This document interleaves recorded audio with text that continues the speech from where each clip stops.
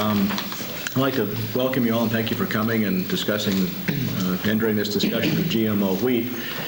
This, believe it or not, is probably the single most crucial issue facing agriculture in the state of Montana right now. I mean, bar none, will determine a lot of the shape and health of the agricultural economy in this state for a long time to come. And I obviously have a lot of biases about this, which is okay. Everybody has those. And there's a whole bunch of different angles you can use to come at a question like GMO crops or GMO wheat, and food security or technology or industrial agriculture. We have all these things floating around, but I owe a great debt to a woman who is a really fine historian named Barbara Tuchman, who wrote social and political, normal sorts of history stuff, but she wrote a book one time called The March of Folly. And it was a superb book because of the history, but because of her concept of folly was a really special thing. Folly was her example of political or warfare, things that were really stupid. And it was her analysis of that. But her concept of folly applies to a lot of things. And I think it applies, she applied it to political leaders. I think we can apply it to corporate leaders who are sort of assuming the role of political leaders these days. And her definition of folly, to be something that was folly, it had to really qualify by her definition. One, it had to be supremely stupid. Number two, it had to be despite your own self-interest. It had to be something that was against your own self-interest. Number three, you had to do it despite the advice of your contemporaries. Okay, if you did all those things and still did it, then it qualified as folly.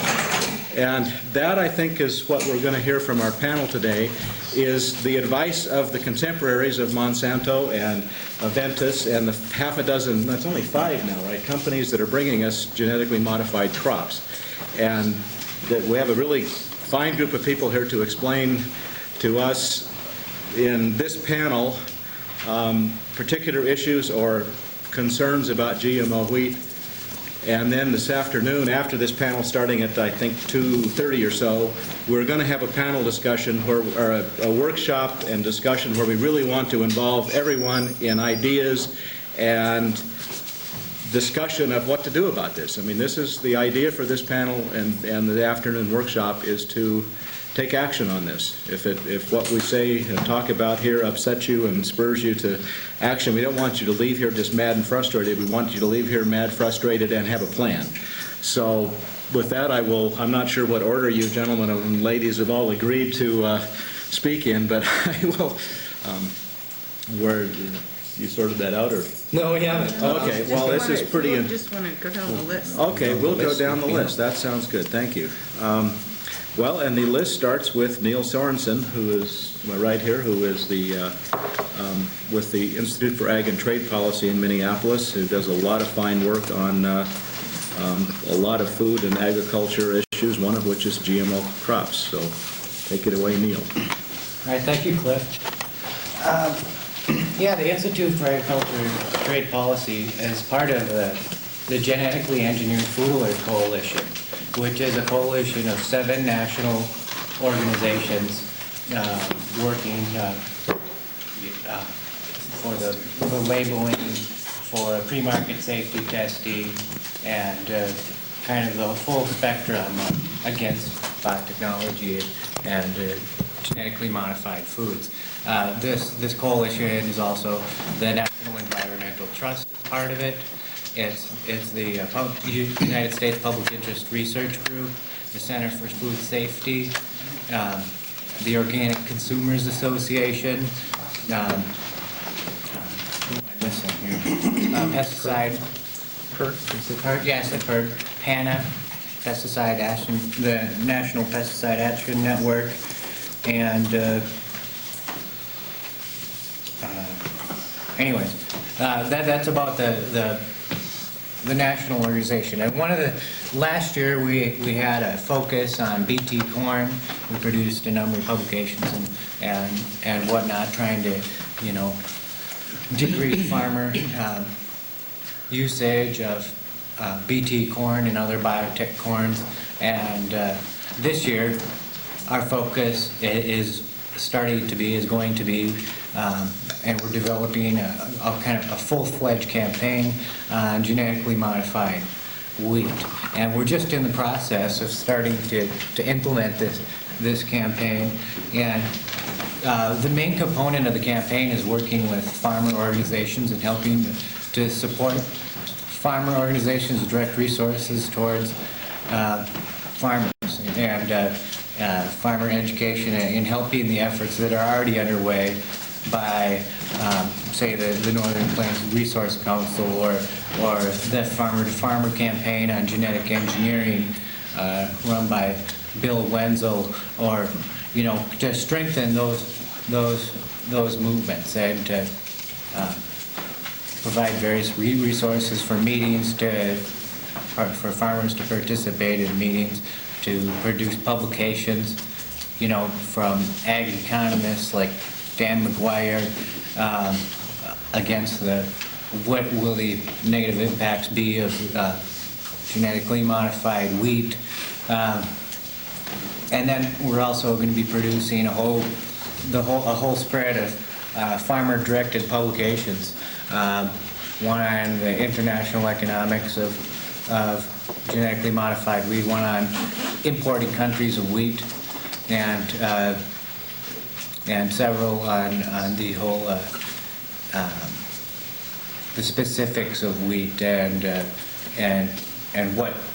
how wheat has come about and its usage in our country and around the world globally.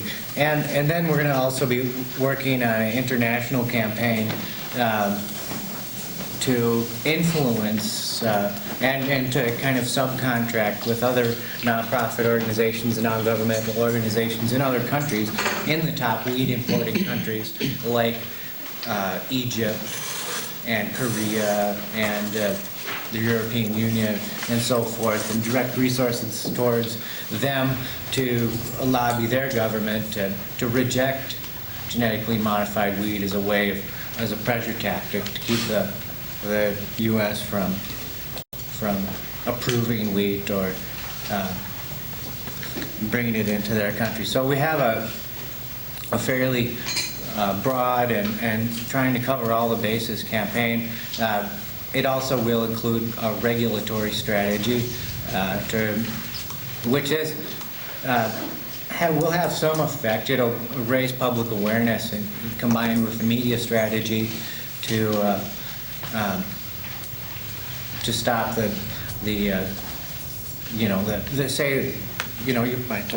biotech industry uses hundreds of millions of dollars, all the time to pump up genetically modified everything. There's an ad in the new Newsweek magazine, a full-page ad by promoting genetically engineered soybeans, and I'm sure a full-page ad in Newsweek is not cheap, but yeah, that's what I'm talking about. We have to think much more strategically. We're on a way more limited budget. Limited budgets, just a tiny fraction of what they have, and so we're going to have targeted ad campaigns and radio speakers bureaus and such, and try to use our resources in the most efficient way to combat the approval and introduction of genetically modified wheat into our economy. With every notion, every farmer that I've talked to about this issue, it threatens their economic vitality. It's a prized export commodity, wheat, and it just goes against every common sense notion to genetically modify it. We're going to instantly lose European markets and markets all over the world, much like canola, and then you have like a wheat boards that we've been working with, and that where some of the board members might be totally against it, but then their executive director is getting leather jackets and whatnot from Monsanto, and pumped up talking about the benefits, and the farmers don't want it. And I don't think hardly any of the wheat farmers are calling for genetically modified wheat, but at the same time, their leadership are not listening to their constituencies and are kind of going along with it. But there's strong resistance in North Dakota, in Canada, the Canadian Wheat Board and the National Farmers Union in Canada, Darren Qualman. They were instrumental in kind of stopping the approval process of wheat. Or it's not done yet, but for halting it in its tracks for a little while. And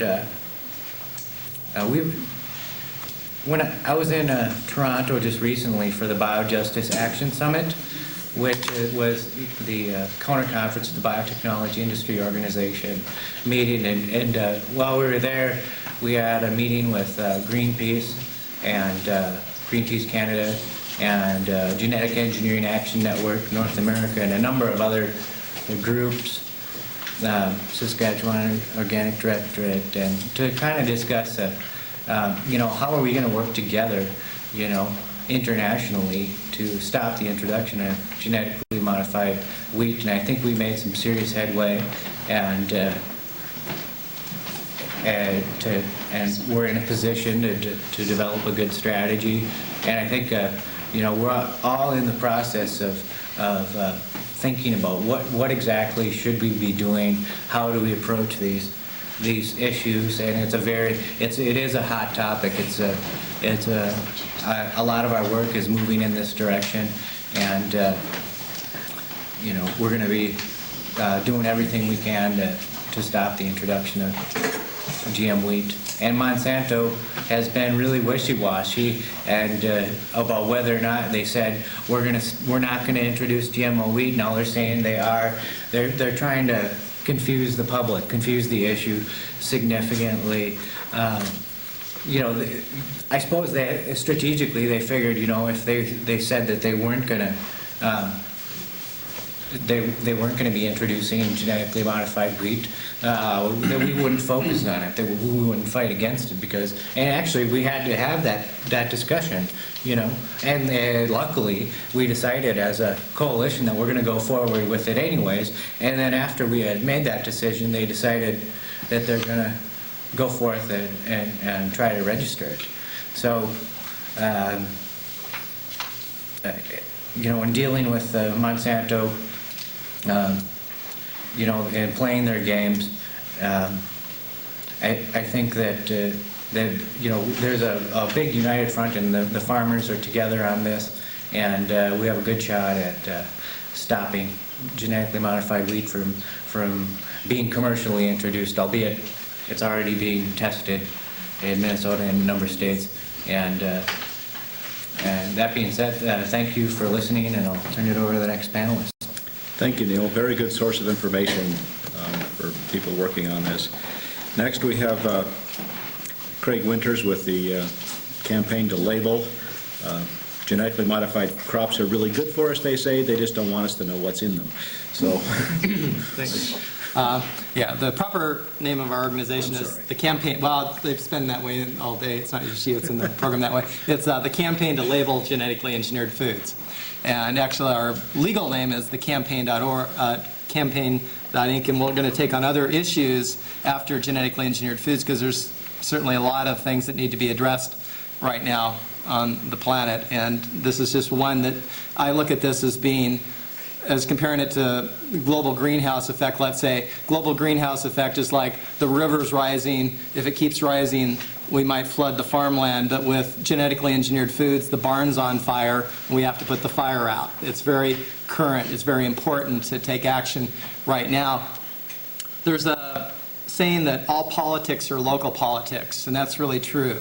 And back in 1992, we were sitting around in Seattle area when the Food and Drug Administration had released proposed rules that dealt with the Nutrition Labeling and Education Act of 1990. That was the thing to put those little boxes on all your food products that show the fat and all that. And during the proposed rules of that, we realized they were going to use that to go after dietary supplements. And so we were sitting around talking about how we're going to fight back on this. And there was one gentleman in the room, John Thorson, who just kept going, well, yeah, what are we going to do about it? Yeah, what are we going to do about it? Because we were just talking about it. And he kept going, well, what are we going to do about it? So we decided, well, what we needed to do about it was need to get organized. We formed a nonprofit organization called Citizens for Health. We managed to get a member of Congress to introduce legislation to prevent this from happening, called the Dietary Supplement Health and Education Act. And we managed to get that passed in 1994 by generating 1 million letters into Congress. And we learned a lot about the political system through that. And the same people who started that group started the campaign to label genetically engineered foods because we felt there wasn't enough being done in this country. Pretty much the activism boiled down to Mothers for Natural Law collecting signatures on a petition drive, which, although was well intended, we knew from previous experience that petitions don't get the job done. You submit petitions to Congress, they don't respond to them. So we realized that we needed to generate as many letters into Congress. Now, when we're talking about wheat and we're talking about specifically Montana here, again, all politics are local politics, so you have to ask yourself, what can you do in the state of Montana to prevent that from being grown in the state? And you can pass a law in the state of Montana. It's not to say that it will hold up. It's like comparable to the medicinal marijuana bills that get passed, where they pass it in a state and then the feds say, well, you can't do that, and that very well could happen here. So, but it's very symbolic when you do these things on a state level that it sends a huge message to the rest of the country. In the case of genetically engineered foods right now, Oregon's probably going to have it on the ballot come November that they'll vote on whether they need labeling on genetically engineered foods in Oregon. They need 67,000 signatures on that ballot, and they've got 82,000 right now. Of course, a lot of people who sign initiatives aren't registered to vote, so probably need close to 90 to make sure we're going to get it on there. But we're pretty confident right now, so that's going to send a huge message out to the whole country. And I get emails a lot from people in other countries. Like I recently got one from somebody in England said, I thought you people over in the United States were all in favor of genetically engineered foods, and now I'm realizing that maybe that's not the case. They've really, our government officials are going around the world trying to convince them that we've had like some kind of public debate and forum, and we all decided, yeah, we like this stuff, we like this. And that couldn't be farther from the truth. And nobody even knows,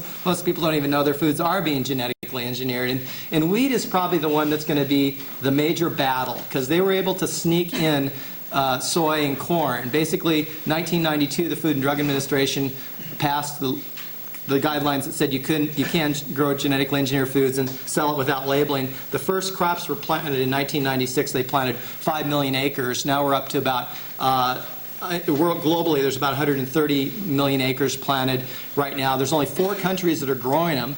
That's the United States. We're growing about 68–70% of the crops. Then comes Argentina, then Canada, and then China. And that's all commercial grown. There's test plots around the world, but those don't amount to significant amounts of acreage, and they're not commercial. So it's really the United States out there trying to bully these crops into the rest of the world and threatening to use World Trade Organization sanctions. And this wheat will probably be the showdown, because the corn farmers lost between $200 and $300 million worth of exports now because the rest of the world doesn't want our genetically engineered corn.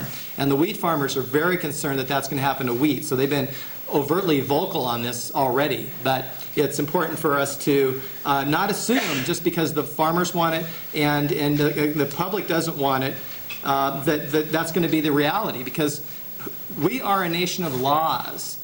We're not a democracy. A lot of people go around saying, well, we're a democracy. We're not a democracy. I pledge allegiance to the flag of the United States of America and to the republic for which it stands. We are a republic. In the republic form of government, we turn over our rights to our elected officials. And this is what you have to really keep in mind, is that it's unlikely we're going to have a revolution in this country. We are too strong militarily. If there's enough of us who got together and we're going to overthrow the American government, not going to work. It's not going to work. So the options to us are very limited, really. It's let those elected officials, the people that are only in there serving because we elect them, know what we feel about this. Now, I'm all in favor of all kinds of protests, go down to the Safeway, walk around with signs, do all that stuff.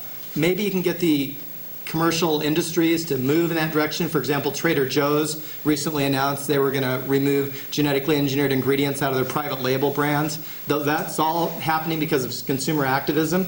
But don't assume, just because there's a lot of us who want labeling, that it's going to happen. 93% of the American public, according to an ABC poll, wants labeling. Is that going to happen easily because 93% of the public want it? No, because the powers that be are in there. The lobbyists, this ad here, they've got a $50 million a year budget for the next 5 years to basically convince the people who run the country that this is good stuff. And Monsanto's sending their lobbyists back to Washington, D.C., going in there saying, these environmentalists don't understand this. If they really understood genetically engineered foods, they'd be in favor of them because we're going to use less pesticides with genetically engineered foods. That's what they're back there telling them. So how many of you have flown back to Washington, D.C. and talked to your member of Congress? You know, not very many of us. But what you do have the option to do is to send a letter to your member of Congress, send a letter to your local representatives, let them know, and then take it a step further. Most of these people come home during the summer,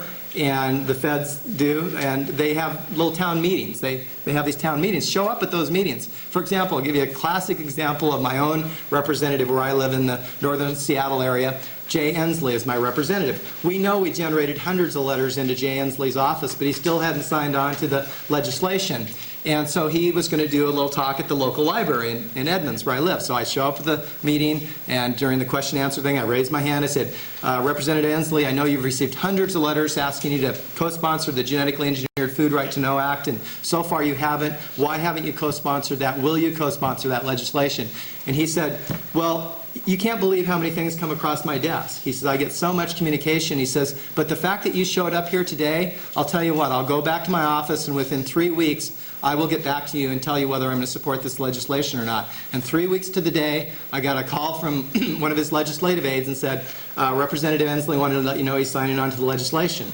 Now, that wouldn't have happened if I wouldn't have showed up at that meeting. So this is the thing, is all politics are local politics. We're a nation of laws, and it's good for us to get together and talk and work up ourselves into a heated fever and go down and protest at the grocery stores and do all those other things. But if you really want to make the difference, you're going to have to influence the legislature. Now, in regards to wheat, last legislative session in North Dakota, and I think in Montana too, there was legislation in there, and it passed, I think, the House, and then when it went into the Senate, Monsanto flew their lobbyists out here and really influenced and managed to stop that bill from being passed. So they've got big bucks behind them, but we've got people power. That's the thing. We've got people power. We are more powerful than Monsanto. We are more powerful than those corporations. But you have to communicate with your members of Congress. And if we do that, no doubt we can stop wheat and all these other genetically engineered products from coming to market. Thank you. Thank you. The very important message, because the wheat is the first. All the other crops that have been genetically engineered, we don't eat them. They're animal feed or they're cotton or whatever. Wheat is the first GMO crop that will be directly consumed by people, and the line in the sand over this issue will be drawn in the Dakotas, Montana, Canada, rural states in the West. And so this local politics is a crucial message here. So with that, I would like to introduce Percy Schmeiser. I don't know how to introduce you other than that person on the front lines of this all over the world now, who's lived for the last 4 years under the direct shadow of Monsanto, I guess. That's very terrible. Anyway, thank you for the introduction. I always feel that it's very important to know what the other side is doing, and then you have to base your line of action on that.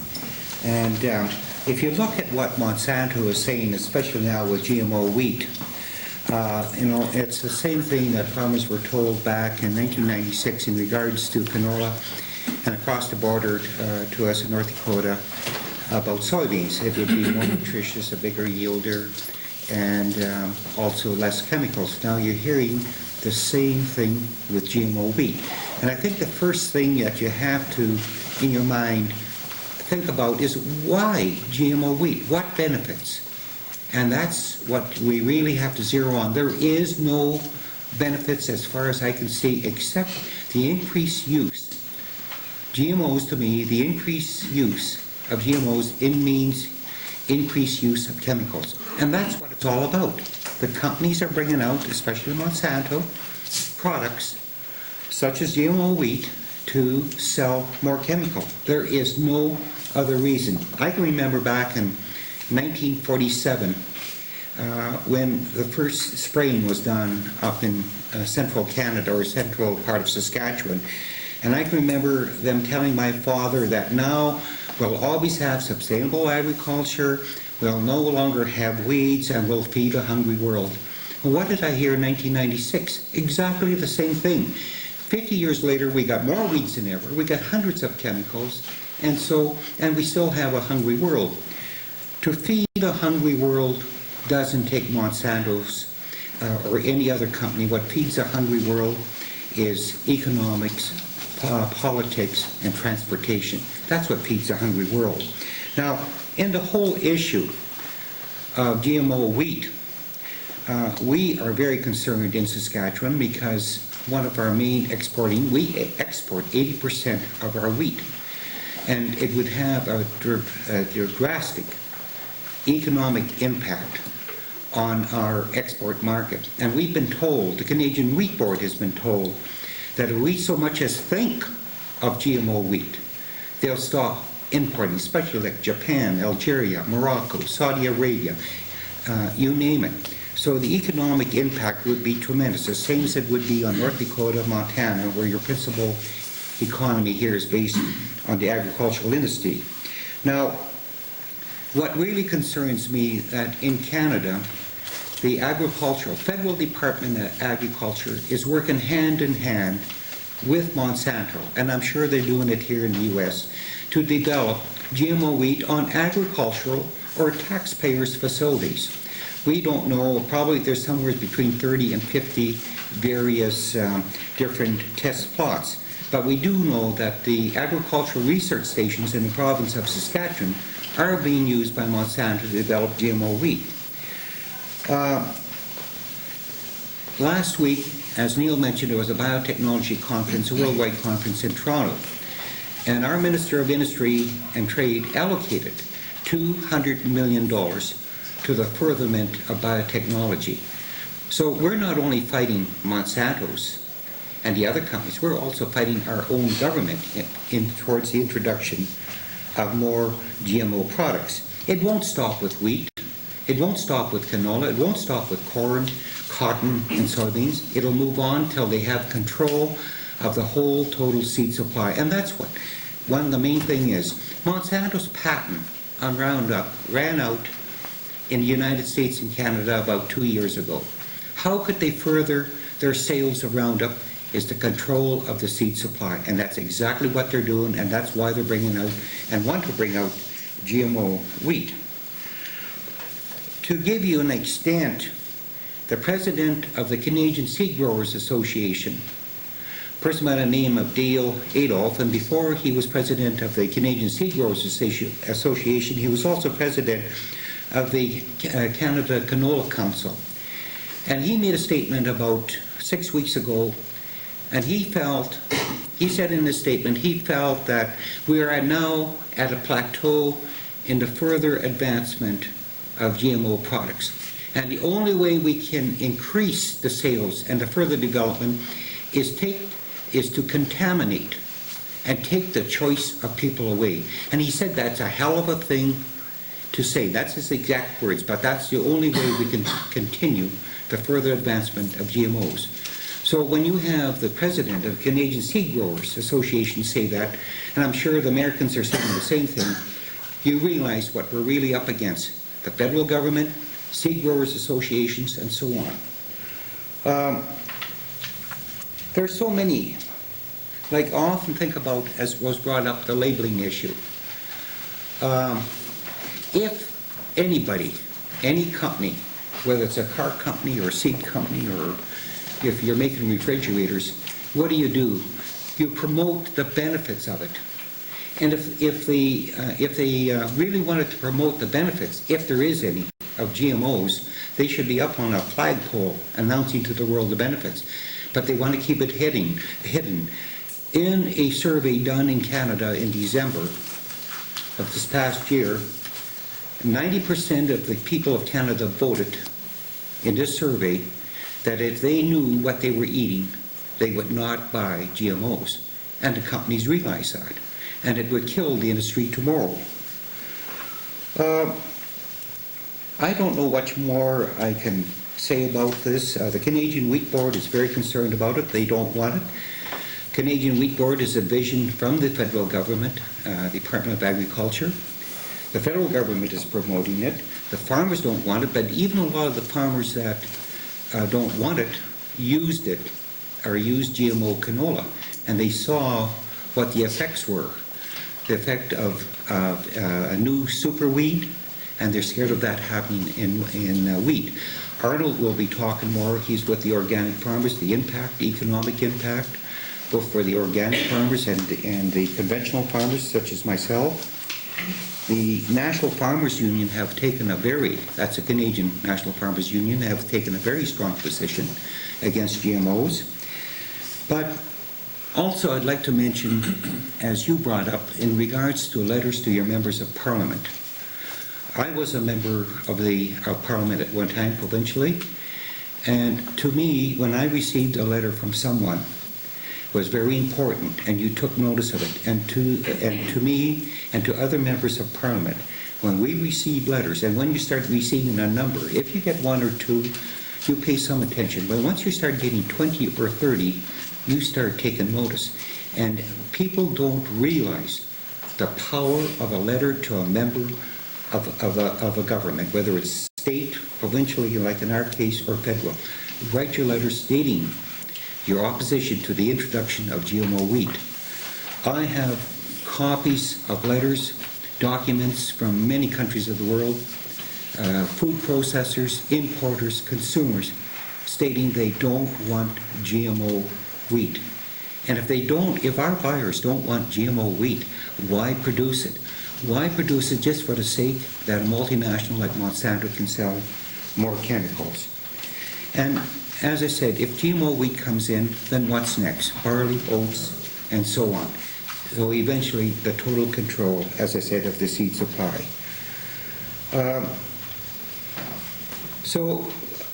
It's a very important issue, and especially for the state of Montana, North Dakota, and especially Saskatchewan, Alberta, and Manitoba, about the introduction of GMO wheat. And I really feel strongly that last year, a year ago in April, the GMO flax was taken off the market because the Flax Growers Association were well organized, a lot of pressure put on the government, and I'm sure we can do the same thing. And I feel confident that we will stop GMO wheat, but it'll take the work of many, many people.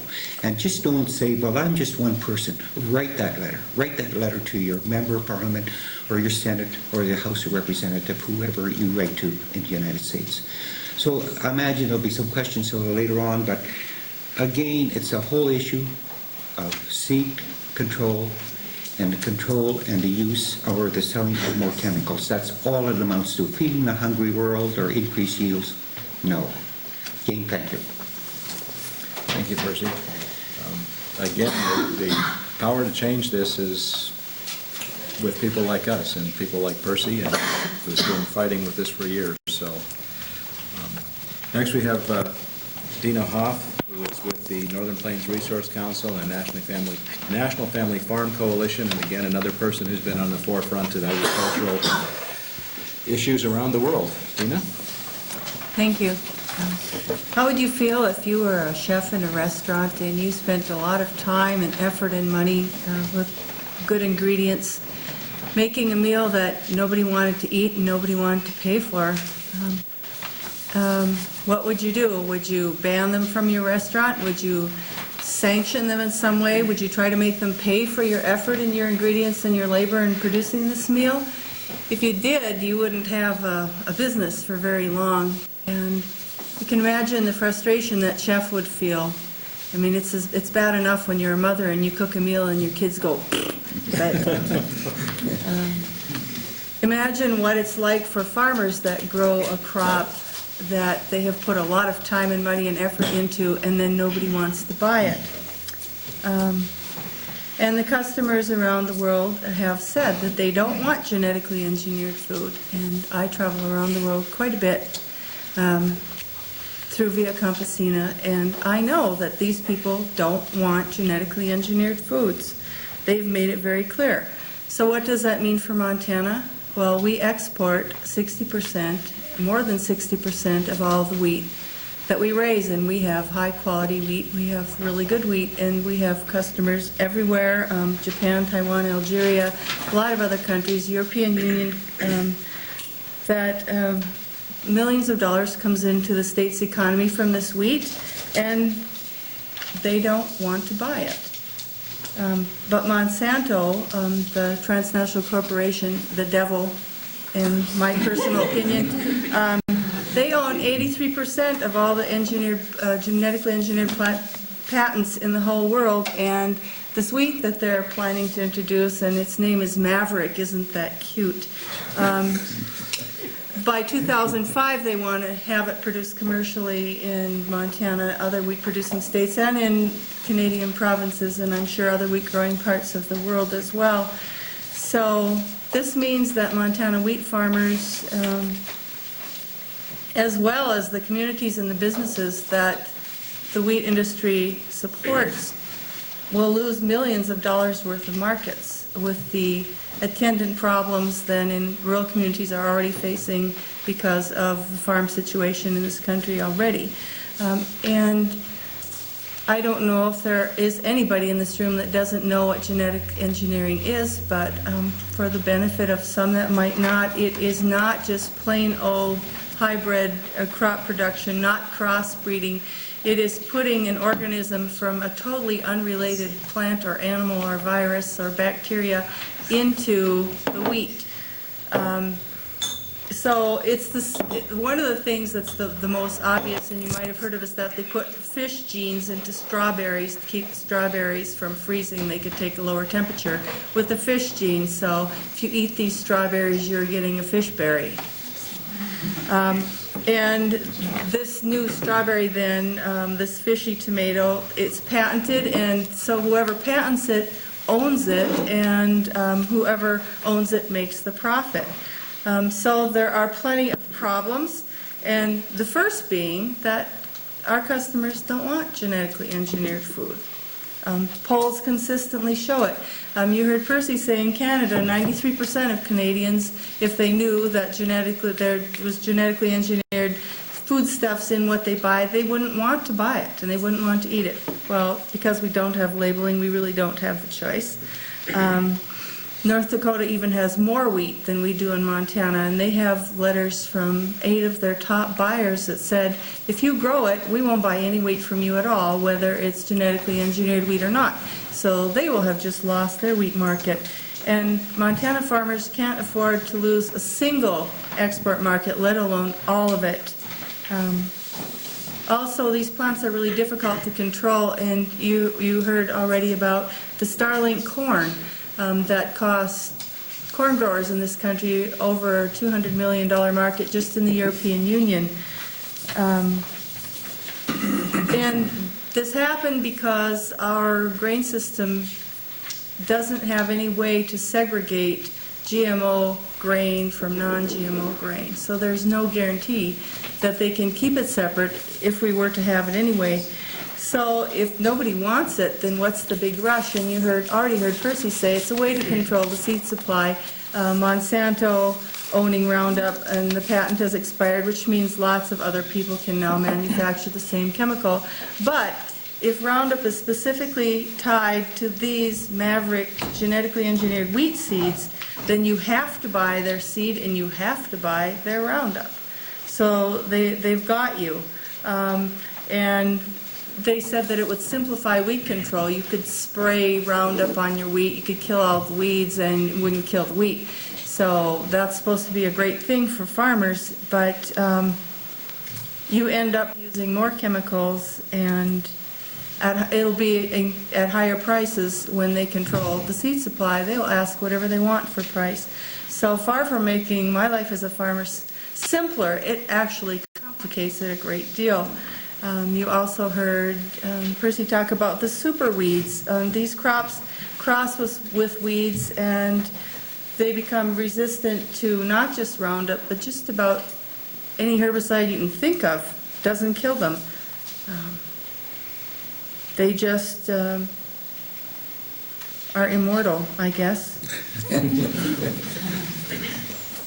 Also, the loss of the right to save seed. When you have these contracts with Monsanto, you cannot save seed. It's a criminal act to save seed.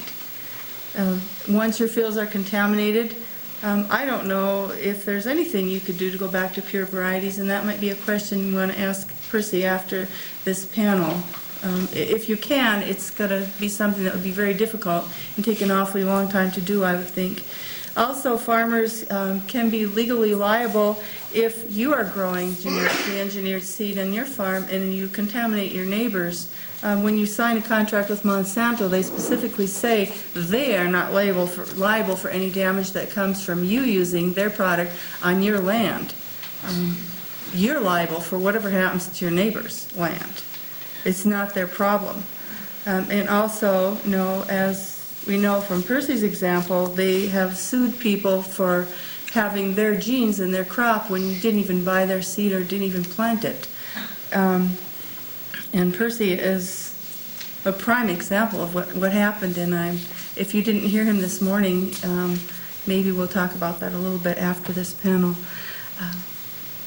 Also, there's technology fees. On top of everything, you have to pay extra for their crop, to plant their crop, for the right to plant their crop and have all this problems. Tom and Gail Wiley in North Dakota lost the $12,000 premium on their soybean export crop because they had really high quality soybeans, the best ones in the state that were tested, and they had this little premium promised, and they were getting ready to ship them and found out that they had 1.37% genetically engineered soybeans in their crop. They had never planted any genetically engineered soybeans. It was contamination from the neighbors, and because of that 1.37%, they lost the deal and they lost the premium, and their land is contaminated as well. So what Northern Plains Resource Council is doing, and for those of you who don't know, we're a grassroots conservation group, and we are dedicated to family agriculture and also giving information to citizens so that they can make the choices that they need to make decisions that affect their lives. But what we want to do is protect our valuable wheat crop from genetic contamination and protect our markets.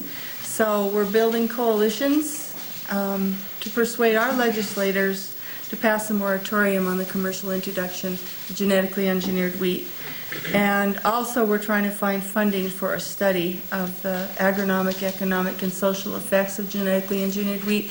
And there is a petition sitting right down there on the floor that's going to get passed around the room, and if you would please sign it, it also is going to be for our legislature. So, we have a real opportunity here, and like you heard before, this is where the line is drawn in the sand. This wheat crop is something that everybody eats, that people are going to be eating all over the world, and if we can't stop genetic engineering at wheat, we can't stop it anywhere. So I would ask you to sign the petition, and as you've also heard today, talk to your legislators, talk to your neighbors, talk to other farmers.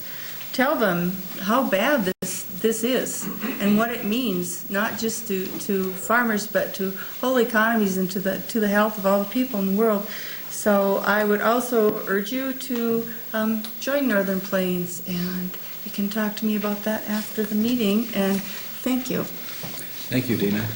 Yes, Northern Plains Resource Council is actually one of the partner organizations helping sponsor this whole event this week, and very good organization out front leading this effort on GMO wheat. So please, if you feel so inclined, join them. Excuse me, 1 second. Can we see that? Will that door open up there? It's just a little choir robe room. Oh, it is. Okay. Yeah, this is. I already looked for a window. We need a fan. Yeah. A lot of hot air in this room here. Yeah. Yeah. Yeah, I don't know how to get some circulation in here, but. I don't know. Do you want to go to the next room? It's pretty hot in here. Yeah, it's. Well, it helped a little bit when you opened that door. I can Yeah, notice it there's a little- cooled down a little bit, but Wow. We're all right. I'm all right. Yeah, I think we're okay. Okay. That door opened, it did help me a little bit, Yeah. for sure. Next, we'll have Arnold Taylor, who's with the Saskatchewan Organic Directorate, and these folks are... I thought we were going to have Bob first. Oh, well, I'm just going on the order here, but we can Okay, change if you want, I don't. Yep. That's fine. An excellent example of a group taking action on this issue, please. Okay. It's quite a hard act to follow here, a lot of really good speakers, so I'm not that good a speaker, I guess, but I'm president of the Saskatchewan Organic Directorate, which is an umbrella group of organic producers and processors and consumers and certification bodies. And we have about 1,000 organic farmers in Saskatchewan, farming about 1 million acres. So we're one of the biggest concentrations of organic agriculture in all of Canada, probably of the world, actually. We have been working on the lobby effort quite substantially in the last 3 or 4 years, always saying and lobbying our provincial government and federal government, saying we would like to see a moratorium on any more GMOs. We were put in position of having this canola come in without, like say somebody mentioned the word, they sneaked it in, they got it in here under the basis of substantial equivalence. They started going it, and then they found out that about 1995, 96, and our organic standards as early as 1992, European standards prohibited, we had a zero tolerance for genetic modification in our processes or in our production methods. So it was well established. Monsanto and Adventus, who were also sued, can't say that they didn't know that this was a problem in organic agriculture, that we were so small, so they just ignored us. So we approached the government, of course, and then, of course, all the time, every lobby paper that we sent to the government said, no, if you can't do this, we're going to start looking at the possibility of an injunction to prevent any more introduction of GMOs. Of course, nobody in our industry actually talked to a lawyer, so when I came on stream as president of this organization, I just kind of lucked into this because I was vice president and the president quit, so all of a sudden this is on my table. And I actually sued a chemical company before and actually used to work for a pharmaceutical company, so I understand a little bit how they think, and I understand how they market, and so I looked around for a lawyer, and I happened to find Terry Zakreski, who was Percy Schmeiser's lawyer, and I think he half educated on this issue. And thank you, Percy. Thank you. And he came to our annual meeting, and at that time we didn't have class action legislation in Saskatchewan. We found out about a month later that this was coming into Saskatchewan effective effective January 1st. So we prepared ourselves and we prepared the case and worked on gathering evidence and everything else, and we did actually have a news conference starting raising money, and we set up the Organic Agricultural Protection Fund. It's on this pamphlet that we passed around here to fund this action. And on January 10th, we put the statement of claim in the Saskatchewan Court of Queen's Bench in Saskatoon. And there's two thrusts to this action. It's compensation for the damage caused to certified organic farmers for the loss of the canola market. We lost all our canola market because of the contamination of especially Monsanto's and Adventus gene in all the canola seed stocks in Saskatchewan. So we can't even grow canola. You can't even find seed that isn't contaminated. Because of the pollen drift and the farm practice and all the other issues that cause this contamination. And then another thrust, a very important thrust, because canola has been basically a small market and a small crop for organic producers, but wheat is the big one, so we're attempting to get an injunction to prevent the introduction of genetically engineered wheat. So the two thrusts of the legal action will be damages for canola and at the same time trying to get an injunction to prevent the introduction of GMO wheat. We have also been involved very effectively in lobby group with the Council of Canadians and Greenpeace and Canadian Wheat Board with a very able person in Mark Cassell. And you probably met Kathy Holtzander down in Toronto. And we've got 6 or 7 people on this committee that I chair as well as president of this organization. So that's kind of what we're doing right now. The stage of the legal action is we put out our statement of claim. The other side has the right to ask for particulars, so they ask for all the explanation and everything we had in the statement of claim. We provided all that. Then we proceeded to ask for their defenses, which is the next step in legal action, which is their equivalent of our statement of claim, how they're going to defend. They appealed to the judge saying, we don't want to make our defense until after you have whether or not it's going to be certified as a class or not. So we went before the court. The judge ruled in our favor. So it's the first win that I know of anybody against Monsanto. So that we won the first round. Lo and behold, they appealed that little housekeeping judgment. So on Wednesday, I'm going to be in Regina with their lawyer. They're asking for leave to appeal. And we feel that it's just a delay tactic. They'll delay everything they can to try and get to the point where either we'll run out of money or effort or energy or whatever, and they'll eventually get closer to the date when they can introduce GMO wheat. And we have a couple of secret plans for them, guys. So stay tuned. By September, I would think we're going to be well on our way to get certified as a class. And that, the class action is absolutely vital to this, because on a individual action, they can, if we would sue them and then we lose, they can assess costs against us. But under class action legislation, each party is responsible for their own costs. So of course, that's vital to us because they can't assess $1 million or whatever against us for costs. But that's very important to get this certified as a class. That's half the battle. I'm not sure what will happen if we don't get certified. We can go back to an individual action, but it's a whole different ball game, and it probably costs a lot more money.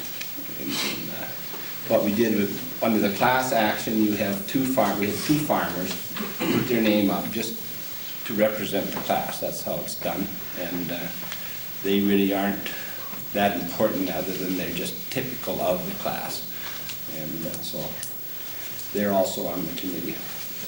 But what is at stake here more than anything else, from my point of view as an organic farmer, is the right to grow organic crops, the right to use GMO-free seed, and the right to eat GMO-free food. As you know, I represent consumers as well. So I mean, if you see my sign out there, our little banner, the right to farm GMO-free and the right to eat GMO-free. And that's it in a nutshell. This is going to cost us probably at least $500,000. So I told Jill when I was down there I'm going to be asking for funds. So that's what I'm asking for today. On the back of this pamphlet is the place to put your credit card number or your address. We'll issue a receipt if you're a farmer or a business or a store or whatever that's involved in. I think you may be able to use that as a tax deduction. That's really it. And so I don't know what else I can say other than we're asking for all your support we can get. We believe that we have a really strong case. All the legal actions, legal writings after that Schmeiser decision was basically, Monsanto, you won your case, we agree you own the patent. We're saying the flip side of that is you own it, you're responsible for it. And that's our thrust of our legal action. Thank you, Arnold. Thank you. They own it, they're responsible for it. Not such a difficult concept, is it? Maybe for the court system, but, you know, again, a good example of people taking action to defend their rights to eat and grow the crops we want. It's why we have to struggle so hard to do that is beyond me, but we do. Last, I'd like to introduce Bob Quinn, who's an organic wheat farmer in Montana, and as we talk about GMO wheat, he's probably the first of the folks who would feel the direct economic impact of this. So, Bob, take it away. Thank you very much. That's true. So a few years ago, when we started to see what was happening, particularly with canola, and saw the Canadians lose a market that amounted 20% of their exports to Europe went to zero within about 2 years. And seeing friends of mine who've been in organic production of corn for years and years, developing their own open pollinated varieties, suddenly finding contamination after years and years of work. Suddenly all that work is just gone because now it's contaminated. So some friends of mine, and we're sifting around for some ideas, and I was at a MSU Research Advisory Committee meeting. And you know, some of the best work you do at those advisory committee meetings is during lunch. And so we were just brainstorming, and someone says, well, and I was expressing my concern of this onslaught and the coming of GMO wheat. And somebody said, well, why don't you declare Montana a GMO-free zone? And I thought, wow, a GMO-free zone. And that it really lit a bulb in my head. And I said, that would be a great marketing idea.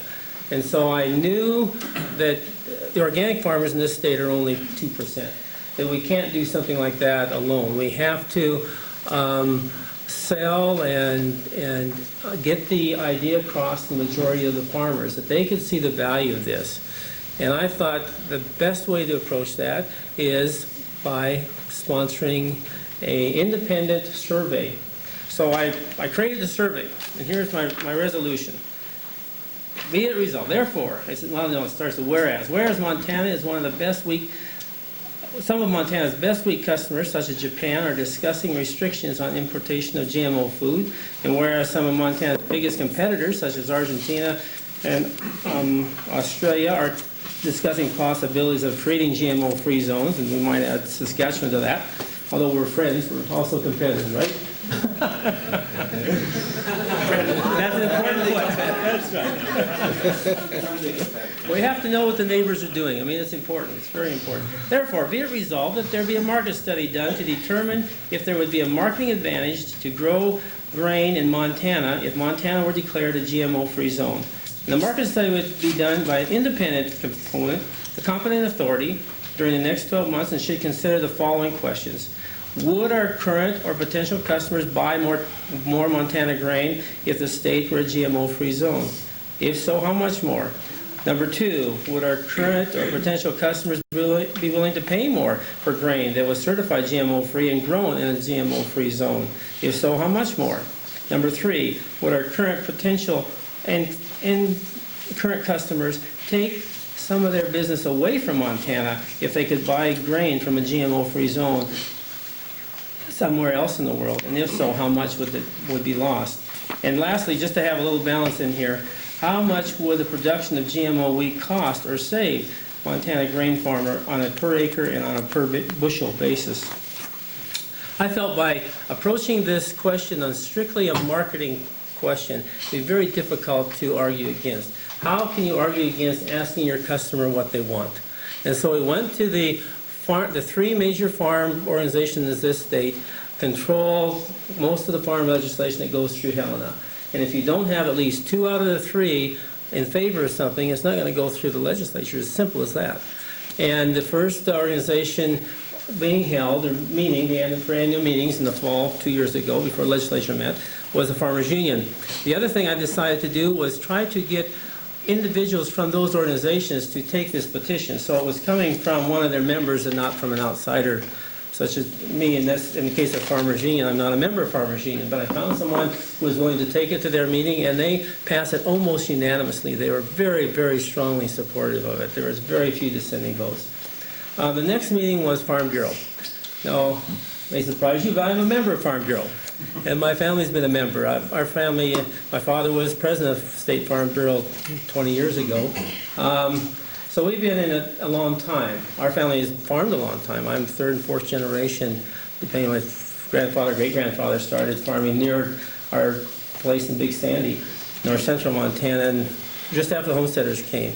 So we have a long-term tradition of farming, and Farm Bureau is organized in a way that you cannot pass anything through the state delegation without first having the approval of a county group. So we went to the county meeting, and now I have to wait for the film to be changed.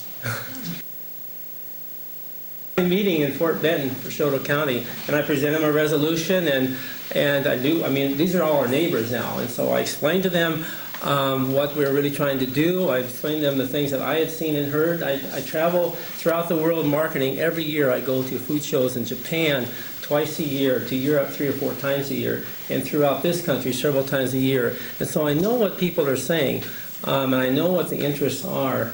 And I explained that to them and explained what we were trying to do, that we're not really just trying to protect a little niche, but we're really looking out for the welfare, really, of the bigger picture. And so that they were supportive of that, and it went to the state meeting. And at the state meeting, there was a lot of debate, as you can imagine, and several were quite concerned that we were going to shut the door to the future of Montana.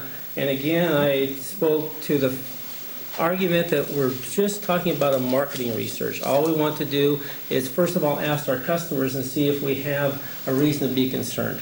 And based on that, the Farm Bureau delegation that year passed it. Unfortunately, I was at a food show in Europe or in Japan, I guess, when the grain growers met, and the fellow that was going to carry it for me turned out not to be such an enthusiastic supporter, and it never really got debated on the floor, but he promised to introduce it to the committee, to the board of directors. And the board of directors, it turned out, almost from the beginning, was in opposition to it. And even though I talked back and forth, the executive secretary and director several times, and they had several amendments that they wanted to us consider, in the end, they were very violently opposed, at least the board of directors, and their spokespeople were. I have a good friend, a neighbor, who is serving in the state senate by the name of John Tester, and so he and I got together and wrote up a piece of legislation that really mimicked this resolution, asking the legislature to set up an interim committee. Therefore, we'd have some money to study this question and be done by a completely independent group. So it's not us doing it, or it's not them doing it, or it's an independent, recognized group that could be asking the question and hopefully bringing back some good information that then we could decide what the next step should be. The committee hearings were set up. John introduced the legislation. There was a lot of debate among the farm groups. One group that I had neglected, and I felt real bad and sorry about that, was WIFE, women involved in farm economics. They came out quite strongly opposed, and they were afraid we're taking something away from them just by the very mention of a survey. And because of the kind of scared tactics that were being bannered about, it was difficult to discuss what our really ideas were with them. And we didn't go to their meetings, and that was another mistake we made. We should have gone and had a chance to really explain at the floor of their delegate body. We didn't do that.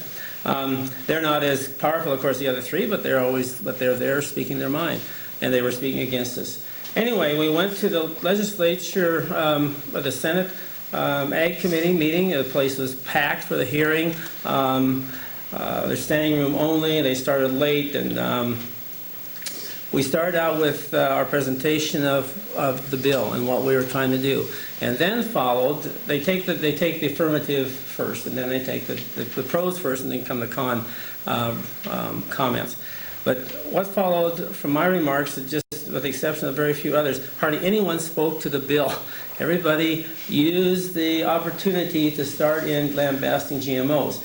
And that played perfectly into the hands of our opponents, because when it came for their turn to speak against the bill, not a single one of them spoke to the bill. Nobody mentioned the survey. No one mentioned what we're trying to do. They all rebutted in pretty extreme terms what the pro people had said, who also had not followed the protocol really speaking to the bill. I think that it was a little poor planning on our part not to coach the people who were maybe coming, because most of them were there to speak at a bill that was coming up the next day, which was actually going to talk about a ban of GMOs in the state, and most of them were speaking about the same subject. But because of that, the Farm Bureau president, at the last minute, to my shock, because this is strictly against Farm Bureau policy, stood up and also spoke against it. That's really not allowed normally for a leader of Farm Bureau to speak against what the delegates have expressly voted on. But it's done, of course, when the leader thinks he can get away with it, and he thought that he would take the chance, and he did it. And that, of course, put the nail in the coffin for us. But there are several things, well, at least one main thing I think that we could learn from that, and that's important of really organizing ourselves and planning our strategy. And that's why I appreciate the time we're going to have a little later to talk about some ideas. I was disappointed that it didn't go, because the committee then wrote a letter to the governor actually expressing their support of the idea. The governor wrote this letter back to the committee expressing her support of the idea, but guess what? There's no money. Without any money, there's no survey. And so that's kind of where that idea died. But just as a little bit of upper, not to end on such a down end, I was at a farm tour at Havre at the experiment station. It's one of Montana State's agriculture experiment stations last year. The winter wheat breeder was there. Well, all the wheat breeders are normally there. And he was mentioning about the GMO wheat, or other people were asking about him. And somebody asked him, and it wasn't me, but you know, other people were starting to ask what he thought about it. And he said, I wouldn't touch it with a 10-foot pole. And this is why. He says, because there's too much uncertainty in the market. And I thought that was an amazing advancement for Montana to have someone from MSU make such a statement as that. So the word's finally getting out, but I have great concern that it's really not very far out to a lot of the farmers. A lot of them are still buying hook, line, and sinker, the line that's being given to them about increased profits and ease of growing this. I mean, why do you think so many millions of acres are being planted? Somebody is making money. The farmers are making some money on this in the initial phases, and that's how it's introduced. But what's not explained and what's not made clear is what the long-term effects are, and now we're starting to see it. I think it would be easier to sell this sort of idea now than it was 2 years ago, and I think we're in a better position with some of the research that's coming out to explain it. I think it's very important to stick with the facts, though. We need to, the facts, there's good enough facts already. They're starting to become better and better known, but we don't need to vary from those and get into the emotional exchange that sometimes happens because people get so excited. There's enough good facts. There's enough good reasons why we want it labeled and why we want a choice. And that's why I think we should stick with, and I hope we can talk about that this afternoon later on. Thank you. I think Thank we you. should. Yeah, some excellent lessons and tactics there, too, that we should learn from this afternoon. Progress is always made when you learn the hard way, I guess, right? Yeah. I hope from this panel you've all gotten a sense of what's at stake here. I mean, you have on one side Monsanto and to a lesser extent Dena. I think on Monsanto is the only company really pushing GMO wheat right now. What's at stake for them is they've taken a gene from another organism, put it in wheat to make it resistant to their particular herbicide. So you can spray over the top of wheat. So they've done, what's their benefit is selling a little bit more Roundup herbicide. That gives them a slight competitive advantage over other herbicides. That's what's at stake for them. What's at stake for the rest of the world is now you have a plant cross-species transfer of genetic material between plants. We're going to eat it without testing. We have no idea what the environmental consequences are. And on top of that, they want to blow our export markets. So we have a lot at stake here. And I think but listening to the panel and the experience here, I think knowing what we have at stake, we also have the tools here amongst all of us to be able to do something about it. So with that, I think we have maybe 15 or 20 minutes for questions. We'll take a short break and I'll go out and get some air here. And then come back to this room or maybe find a fan or someplace to be a little cooler and sit down and carry on this conversation in a real interactive way. So I'd take some questions and A question for Bob. Seems like the Grain Growers Association, Wheat Growers Associations around the country are starting to really understand that it's not just the farmers who choose to grow GMO wheat who are risking our market, but we'd be risking all wheat growers' markets. Why hasn't the Montana Grain Farm Association got that message? Now, you'll have to ask them. I know that some of the Farm Bureau, state farm bureaus are starting to take a look at it and starting to ask questions. I know Illinois now has asked that there be a moratorium before any, this Illinois Farm Bureau has asked that there be a moratorium before any further GMO grains are introduced until we can have some research and market stability in the demand. As a farmer, weeds, let me talk as a conventional farmer for a minute, because we're looking at weeds completely different as an organic farmer. As a conventional farmer, weeds are something that have to be destroyed and taken care of. And the way you destroy them are with herbicides. And the weeds now are becoming more and more resistant. We have koch out there that's very difficult to deal with. In our organic rotations, koch has disappeared. It's not one we worry about. We worry about weeds that are easy to kill with herbicides. It's kind of a funny thing how the balance goes. But wild oats is another terrible weed for most farmers.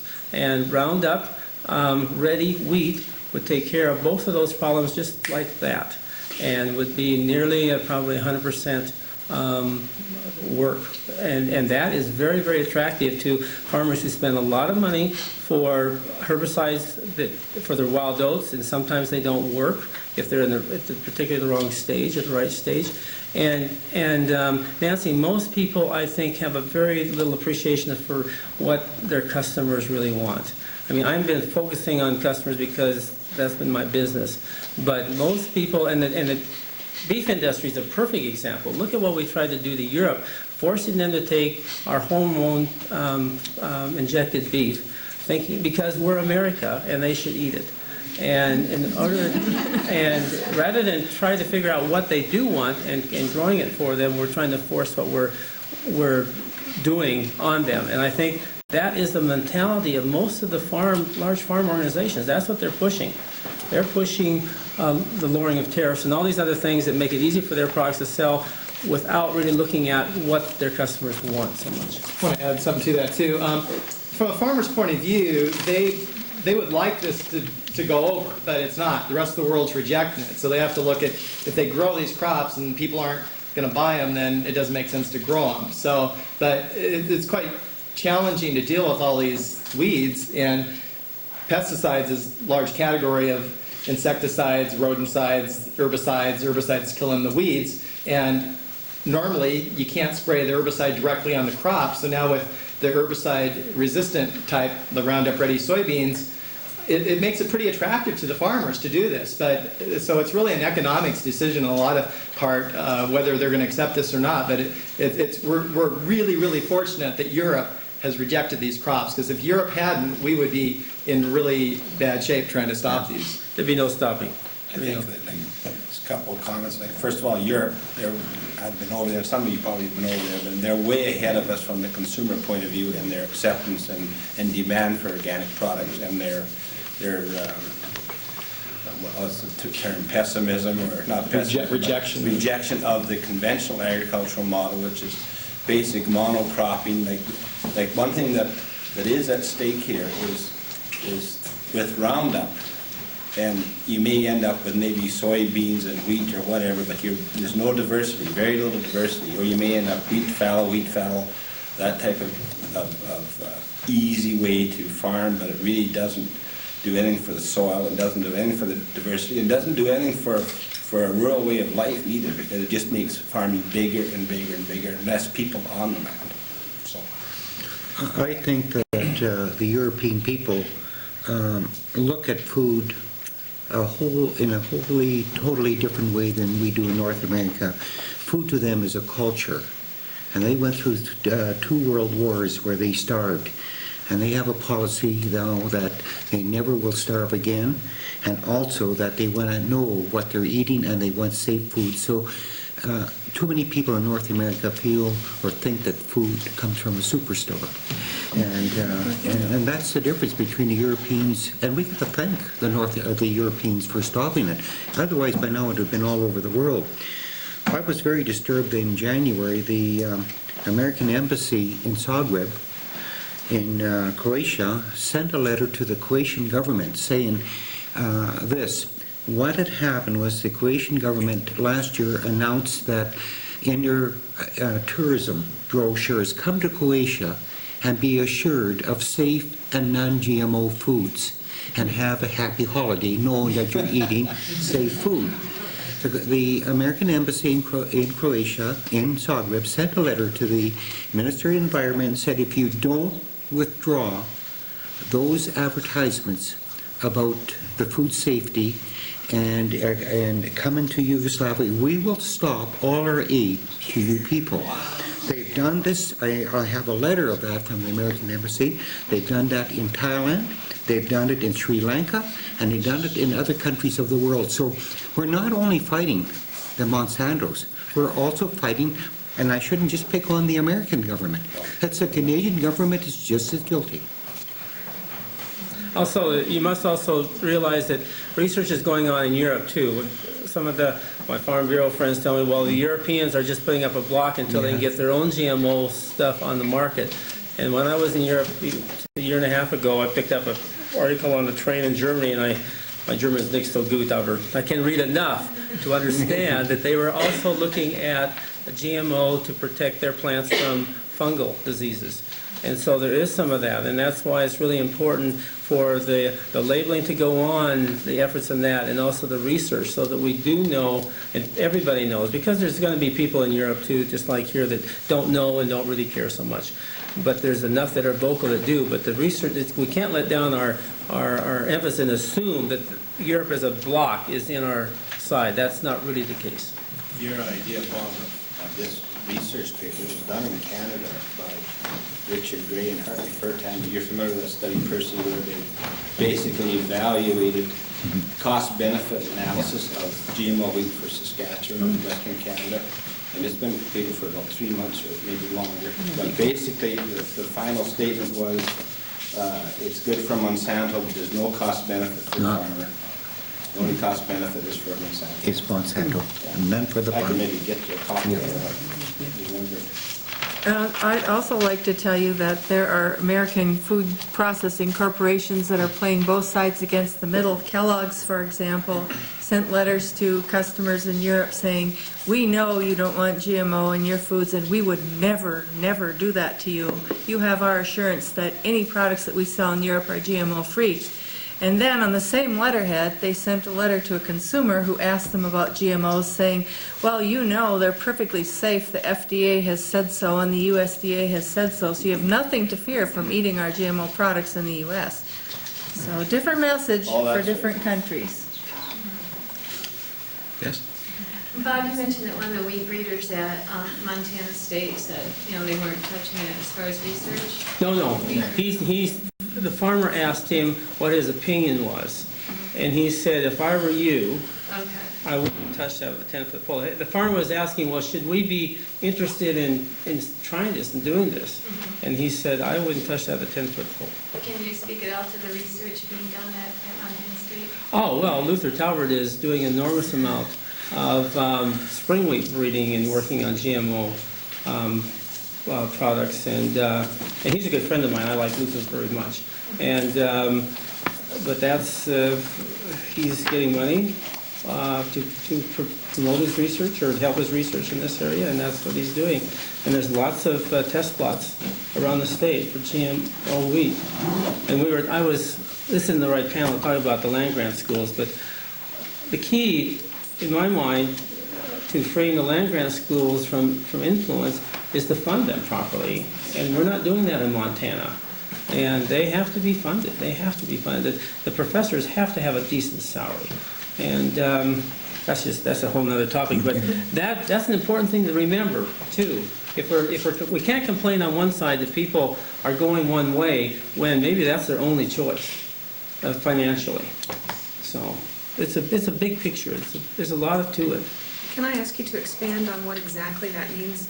They're doing research, they're growing test plots, then what? Do they test it? Do they make bread out of it? What are they? Oh, sure, they're testing it for you. I'm sure they're testing it just like they would test any other new release. So they'd be testing for yields, and they'd be testing for winter hardiness, and all the kinds of things that you would test a new release for before you released it. The new releases, well, Dan, you could probably tell us, before you release a new grain, you go through a lot of testing, Baking quality would be all that kind of stuff. volume numbers And so they want to, because they have to tell the customer what the qualities of it they are. It's also a way to build up their seed stocks. You know, Sure, that's a part of it too. I mean, 60 acres a 60-acre test plot can produce quite a bit of seed stock. If it turns out decent and they decide it's the more or less the traits they're looking for, you know, then they use it. I don't think it's Monsanto that's working on this. Monsanto's working on spring wheat varieties, I believe, but they're not the ones working on the winter wheat. No, it's I can't think of the name right now, but it's not Monsanto. Yeah, I think they were. I'm not sure. Mycogen. Here you have a picture of the new super weed in a wheat field, resistant to glyphosate. So if you have Roundup Ready wheat, how are you going to kill this? That's canola. See, it's canola. And this one is this was resistant not only to Roundup, it was resistant also to 2,4-D. Double doses of 2,4-D on that particular plot. Question back here, and then we'll get you in a second. If there's test plots all over our state now, can we be considered a GMO-free? Can we claim that land? Well, I mean, when we started out with this idea 2 years ago, there weren't test plots at that time. That I know of. I mean, they weren't very big, but they sure were last year. We saw them. I've seen them. I've been at their field days and seen them. And do they spread like canola spreads? No. The one advantage we have with canola, this isn't going to happen as quick. The canola market was lost in Canada within 2 years. It was gone. It was like this. The wheat is going to take longer, but could still be the very same result because we will be presenting the evidence, I believe, in court that will say that wheat will be as bad as, worse than canola, and probably as quick. As quick as anything. That's quick. We believe we'll be able to do that, but I'm not going to give out any more information other than that. Okay, well, Because of the fact that the farmers save their own seed, and buy it from the seed grower, because it's used as 43% of the crop rather than maybe 20%. You know, like just the way it's handled, segregated, moved around, used, and everything else. Well, there's no way to segregate it, and I have some suggestions I'd like to make later about that idea. But wheat does not cross-pollinate as readily as corn, of course. There's no comparison, and in canola there's no comparison because wheat is a self-fertile plant. That means it fertilizes itself, and it doesn't open up until almost the pollination has pretty well taken place. And so at least the cross-pollination will not be the same magnitude, but the contamination through mixing and handling facilities and that sort of thing will certainly be a potential problem, particularly if there's no way to distinguish. You see, a lot people forget about is too the dormancy. Canola can lie 5 to 10 years dormant in the soil, and all of a sudden climatic and soil conditions, and it'll grow again. And wheat will do that to a certain degree too. So it's not only the pollination, it's what shells out. You have volunteers, and that's why it's going to be so difficult ever to get rid of GMO canola. One of these plants can produce from 4,000 to 10,000 seeds, so that shows you why. It'll be a long time. Soybeans and wheat, we'd have a better chance eventually to get rid of it, but we won't see it in our lifetime once it's introduced. But to answer your question, there's some real concern with researchers that there may even be some low-grade contamination already because of the test plots, and I'm particularly talking about a lady known as called Sharon Rempel, who is in Alberta, who is in charge of the heritage wheat varieties, and she's really concerned. There's a couple of problems. We've got some of these heritage wheat varieties out on organic farms around the country, propagating some of the old wheats that, you know, red fife and whatever names that you might recognize, but problem is, all these test plots are secret, so we don't know where they are. And they don't tell us, so, you know, all it takes is a tornado to come through and take that test plot and all the people dump it over here, and that happens in our country. And they're often hidden in the middle of a big wheat field, I've been told, by Yeah. farmers who have them in their field.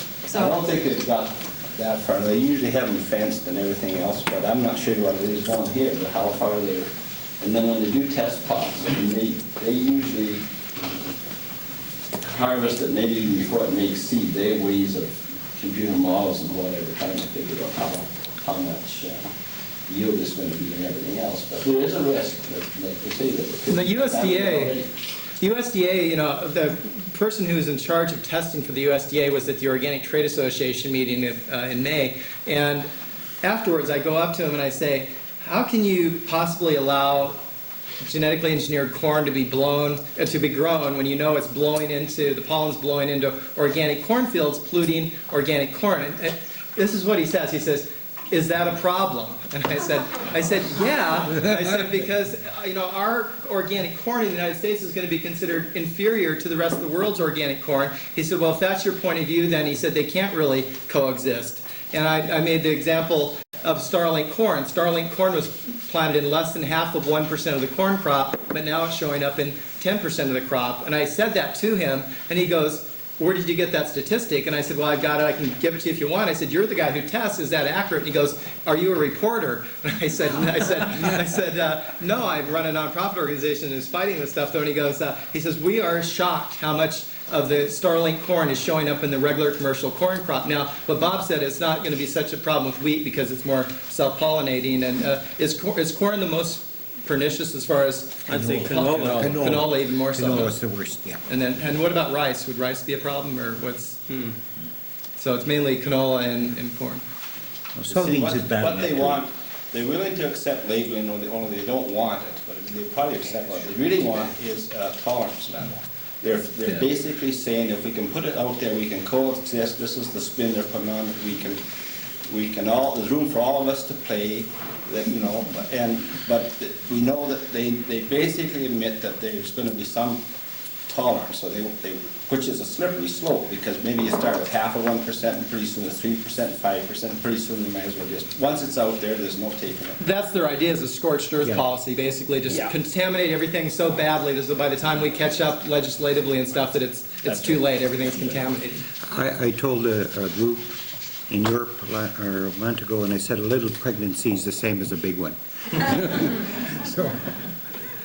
I think there was another question over here. Well, every Gary? time I think of a question, it sort of gets answered. Oh. I think that was one of the most really sobering comments this morning. The first speaker, and I'm sorry, I didn't catch his name, it's not in the program, said this, that basically, if they can get it in a test plot, they've already won, because it's going to contaminate, it's out there already, and there's no stopping it. And this is the approach that they're using. You know, it really is an immediate issue. It's a hot issue, and unless we can get a handle on this and moratorium that's really meaningful, as long as they can put it in test plots, we are at risk of losing our markets, our identity, whether we're organic growers or conventional growers, or whether we want to have GMO-free food. And this is an incredible, you know, I never thought of it in quite those terms this morning. I knew about canola and its propensity to spread rapidly corn, but, you know, it was my understanding, based upon the very committee hearings in the State House and Senate that Bob was referring to, and Dena was in, that since wheat is self-pollinating, there's really nothing to worry about. But the cross-contamination, even if there is minimal or less potential for wheat, sounds like we don't want to take that risk, and certainly cross-pollination from handling it is certainly real. So this is to me, it's shocking. You might be interested in a comment when there was a convention, and David Suzuki, who's a geneticist, and Ma Wong Ho, another geneticist, were there, and I asked them the question. I said, if we stop this today, would the existing contamination that's out there now, would it go diminish, or would it possibly even amplify? And David Suzuki said, we just don't know. He said, this has never been done before, we have no idea. Ma Wong Ho is more optimistic. She felt it would dispense over a period of time. I asked the question, one of our bases of our position paper on GMOs in the sketch organic directive was we want it cleaned up.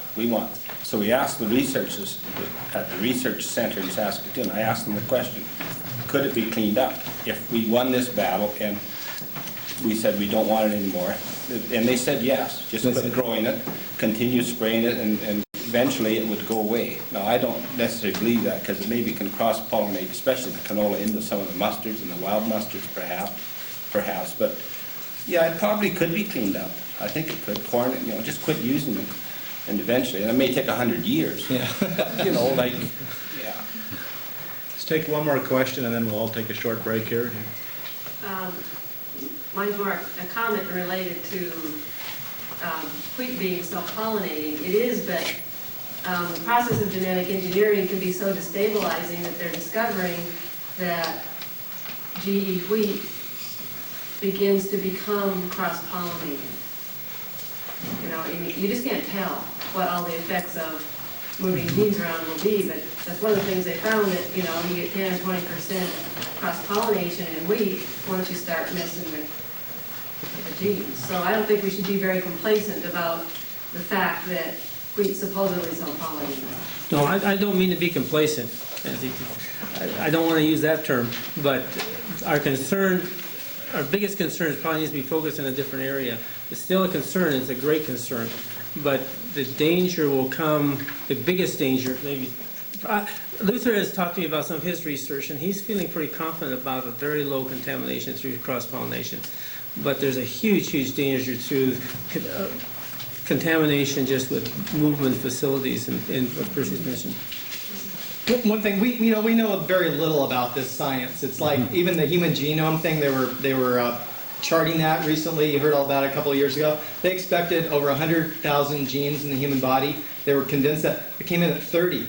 It's like way off, blew the whole doors off their whole scientific theory and stuff. So, there's horizontal gene transfer, all this stuff could be taking place. And that's it, we're just playing Russian roulette with all this, and nobody's mind in the storm. When they first started their test plots, they're talking wheat like a certified seed grower, you leave about a buffer strip of 7 meters. Yeah. They're finding, and they were doing the same thing, and then they're finding now that it's up to 27 meters, because they don't know. Mm-hmm. And they're ready to put it out there, and they don't know. They don't even know. Because it sells Roundup. I think you brought up a very good point in regards, just because you transfer a gene into a plant to make it resistant to Roundup or glyphosate, genes in many cases do not work alone.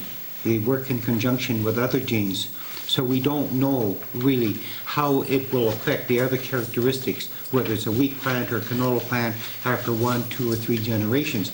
The host may reject it, the gene that's transferred may be rejected, but that's one of the scientists out of Guelph, Ontario, plant scientist, is very, very concerned, not only in the regards of the transferring of genes into the plants, but what will happen after eating this food after 1 and 2 generations. So genes do not work by themselves. They work in groups or in combination. And when you transfer one, you don't. It's mad science, it's unpredictable, and it's unsafe science.